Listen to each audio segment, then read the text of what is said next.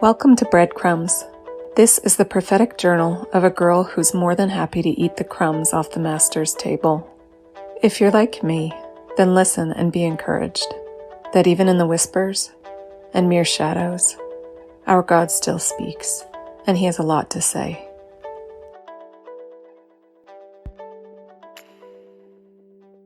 I haven't had any dreams that have felt the touch of the Holy Spirit in a while now. But last night I woke from one that I know was significant enough to share. In this dream, I was with a very good friend. Her son and my daughter were with us as well. We were at the ocean and we were scooping up oysters from the sea, cracking them open and slurping back the oysters. I could taste the freshness on my tongue. But at one point, I looked down, and the oyster that I had just pulled from the sea, it was streaked with a dark, dusky pink color. And I remarked that something about it didn't look quite right. And when I took it in my mouth, the texture was off. It felt chalky. Both children noticed it right away. And they said, "These oysters are bad. We shouldn't be eating these oysters." But my friend said, "When they get pink like that, that means they're their most fresh. Those other ones that we were eating before, we must have been protected from getting sick by those." I woke up thinking red tide. Red tide is a phenomenon that's caused by a huge algae bloom. They become so numerous that they discolor the waters of the ocean. They bloom so fast and in such high quantities that they deplete the oxygen in the water, and they release toxins that make the shellfish in the area poisonous to eat. Thinking of oysters immediately makes me think of the parable in Matthew 13. "Again, the kingdom of heaven is like a merchant in search of fine pearls. And upon finding a single pearl of great value, he went and sold all he had and bought it."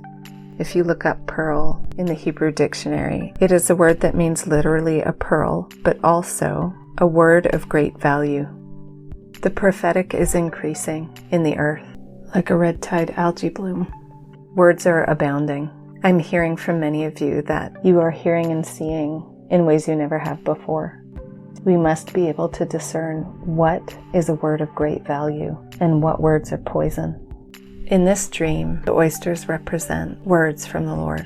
They represent a word of great value. In the dream, we were able to ingest many pure, sweet words. But then a poisonous word came into our hands. And the children were the first to identify it for what it was. I did not immediately take their word for it, and I actually put it in my mouth, and the taste was off. Often when I'm interceding for somebody who is struggling with a vice, they're struggling with an excess of something, they are reveling in something that I know is poisonous to them, I will often pray, "Lord, would you make it as though it were chalk in their mouth? Would it lose its sweetness? And may it be like sawdust or chalk in their mouth." I know the Lord was speaking to me about when something I thought was sweet is revealed as poisonous, not good for me. It had turned to chalk in my mouth. And then the last thing to note, of course, is that the voice on earth that I esteem maybe more than most is the voice that led me wrong. There are going to be those in our life who we have trusted very deeply, and even they will lead us astray if we don't learn to hear from Him for ourselves, if we don't know how to sift, weigh, and test and discern in the sharpest way. The Lord used the presence of this particular friend to represent the ultimate call to learn to hear the voice of the Lord for yourself, because she represented one of the most trusted voices in all my life. And God was saying even that is not going to be good enough for what's coming. She will not be able to hear for you. You will have to hear for yourself. This year, as I have been discerning which voices to listen to and which not to, I've noticed that the trait that the Holy Spirit leads me to over and over again is childlikeness.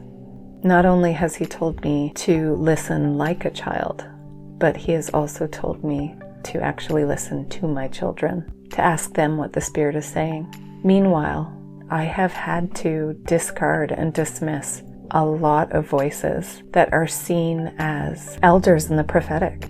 It is an upside-down kingdom. Strangely, When I entered into the water from the shore, I plunged in immediately and suddenly all the way up to my neck.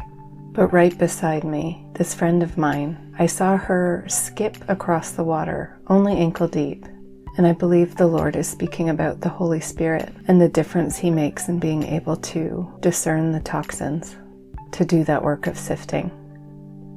In Ezekiel 47, we read of a river that flows from the temple out into the world, and as it flows, it gets deeper and deeper and deeper until it's so deep it cannot even be crossed.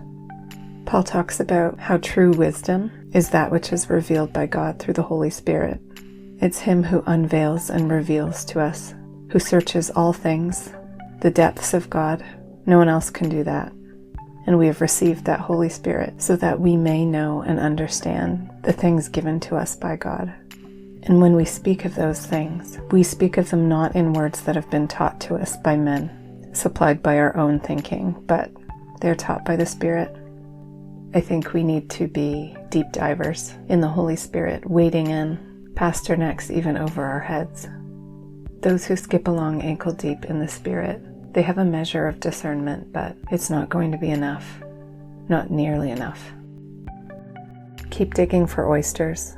We need those pure, sweet words. Be open like a child to discerning even the faintest flush of toxin, of poison, the faintest chalky taste of the not quite right, and spit it out. If you want to interact with any of these episodes, if the Lord has spoken to you about similar things, then I really want to hear about it. This podcast has an Instagram account over at Mildly Prophetic. I'll put that in the show notes. If you hop over there, you can share the things you've seen and heard. You can ask me questions. Basically, you can add your breadcrumbs to mine. And if we gather them all up, then what a feast it'll be.